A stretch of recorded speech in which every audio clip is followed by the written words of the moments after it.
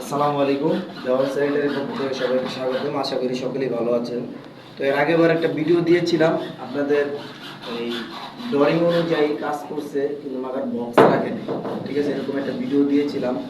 তো যারা দেখেন নাই আমার চ্যানেলে যে অবশ্যই দেখবেন, ঠিক আছে, আর ফলো দিয়ে সবাই পাশে থাকবেন। আমার নতুন নতুন ভিডিও আপনারা যদি পেতে চান, আজকে দেখাবো আমরা কি কষ্ট করে ভেঙে এবার কাজ করা লাগতেছে, ঠিক আছে। এগুলো যদি আগে ড্রয়িং অনুযায়ী বক্স রেখে দিত তাহলে কিন্তু এই ঝামেলাগুলো হইতো না, ঠিক আছে। আসেন দেখেন, প্রত্যেকটা ফলসার আমাদের ভেঙে কাজ করা লাগতেছে, ঠিক আছে। আমাদের প্রত্যেকটা ফলসার ভেঙে কাজ করা লাগতেছে এবং কি প্রত্যেকটা রড কাটা লাগতেছে। এখানে নিচে দেখান, এই যে নিচে আমরা মেশিন দিয়ে, এই যে নিচে আমরা মেশিন দিয়ে ছিদ্র করে, ঠিক আছে, আমরা পাইপগুলো উঠাচ্ছি। ওই যে আমাদের পাইপ দেখা যাচ্ছে, ঠিক আছে, আমরা যে পাইপ উঠাচ্ছি।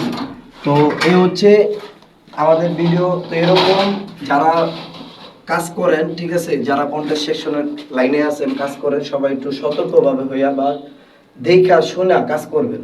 আর বিশেষ করে যারা ইঞ্জিনিয়ার আছে, যারা ইঞ্জিনিয়ার ড্রয়িং দেয়, ঠিক আছে, ইঞ্জিনিয়ার উদ্দেশ্য করে বলতেছি, আপনারা একটু দেখে শুনে একটু ড্রয়িং করে দিবেন, তাহলে মানুষের কষ্ট কম হবে, ঝামেলাও কম হবে। এই যে ভাঙাভাঙি কাজ, এগুলো একবারে মোটেই না, ঠিক আছে।